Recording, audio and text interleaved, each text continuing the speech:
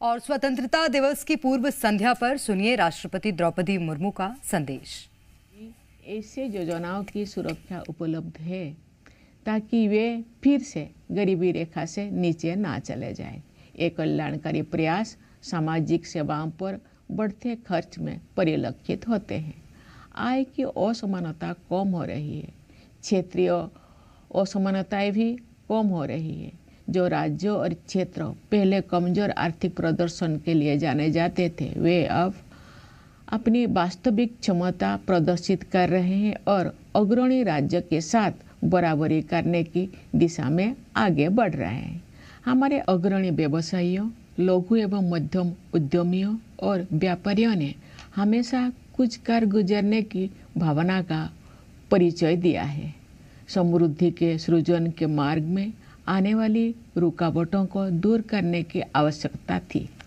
पिछले एक दशक के दौरान बुनियादी ढांचे में हुए विकास में ये स्पष्ट रूप से दिखाई देता है।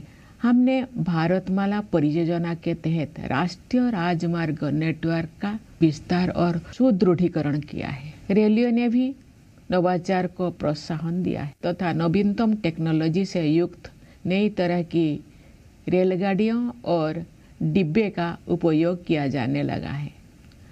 कश्मीर घाटी में रेल संपर्क का शुभारंभ करना एक प्रमुख उपलब्धि है। शेष भारत के साथ घाटी का रेल संपर्क उस क्षेत्र में व्यापार और पर्यटन को बढ़ावा देगा और नई आर्थिक संभावनाओं के द्वार खोलेगा। कश्मीर में इंजीनियरिंग के ये असाधारण उपलब्धि हमारे देश के लिए एक ऐतिहासिक माइलस्टोन है। देश में शहरीकरण तेज गति से हो रहा है, इसलिए शहरों की स्थिति सुधारने पर सरकार विशेष ध्यान दे रही है। शहरी परिवहन के प्रमुख क्षेत्रों पर विशेष ध्यान देते हुए सरकार ने मेट्रो रेल सुविधाओं का विस्तार किया है।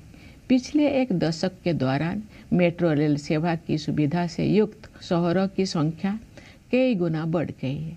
शहरों के कायाकल्प और शहरी परिवर्तन के लिए अटल मिशन यानी अमृत ने ये सुनिश्चित किया है कि अधिक से अधिक घरों में नल से पानी की भरोसेमंद आपूर्ति हो और स्टोरेज कनेक्शन सुविधा उपलब्ध हो।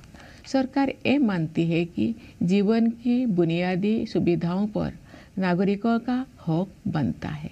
जल जीवन मिशन के तहत ग्रामीण घरों में नल से जल पहुंचाने में प्रगति हो रही है। अपने तरह के विश्व की सबसे बड़ी स्वास्थ्य सेवा योजना आयुष्मान भारत के अंतर्गत विभिन्न कदम उठाए गए हैं। उन प्रयासों के परिणाम स्वरूप स्वास्थ्य सेवा के क्षेत्र में हम क्रांतिकारी बदलाव देख रहे हैं।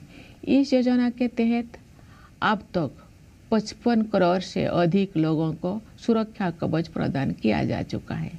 सरकार ने 70 वर्ष और उससे अधिक आयु के सभी वरिष्ठ नागरिकों को इस योजना की सुविधा उपलब्ध करा दी है, चाहे उनकी आय कितना भी हो। स्वास्थ्य सेवाओं तक पहुंच से जुड़ी असमानताएं दूर होने से गरीब और निम्न मध्यम वर्गों के लोगों को भी सर्वोत्तम संभव स्वास्थ्य सेवाएं उपलब्ध हो रही है।